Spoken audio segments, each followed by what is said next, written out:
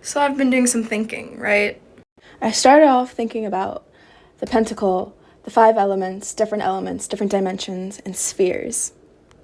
I started thinking about how I was watching these videos talking about how the periodic table is the sphere. It works more like a sphere of elements. And that made me think that, when we talk about a sphere, we're not really talking about a third-dimensional shape. We're talking more about a four-dimensional orb. Something that functions more like this, with, I guess, a singular point of awareness that has an expansion in many different directions. Not just up, down, left, right, in and out. And then I started hearing about these time crystals, which science is basically theorizing is a fourth-dimensional state of matter. And that had me thinking about astrology because the planets reflect certain cycles that happen on Earth in humans. A woman's menstrual cycle is about 28 to 38 days, same way as the moon cycles. So if the third-dimensional reality we live in right now is a reflection of a fourth-dimensional reality, then that means the fourth-dimensional reality would have to be a reflection of a fifth-dimensional reality, and so on and so on.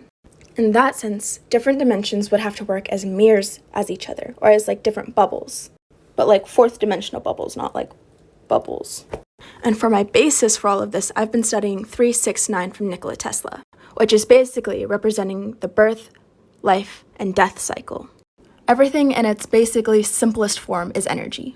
So far, we talk about protons, neutrons, and electrons, but there's more. Because although reality can be somewhat simplified, it is not always simple. So energy is the basis. It's the intentions. And then you have frequency. What do you do with those intentions?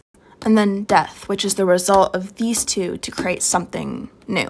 But also, because it's a cycle, it's in preparation for the next cycle. Birth transitions into life transitions into death, and then death transitions back into birth. Which is honestly why death shouldn't really be feared because it's not as final as we think it is. Being able to synchronize all these and put them in alignment is how manifestation works. And there's so much more to it. I believe that time is a state of matter of the fourth dimension, and awareness is a state of matter of the fifth dimension. Dimensions basically function as how many states of matter exist at once. Living in the third dimension, quote-unquote, we have 3 levels of depth.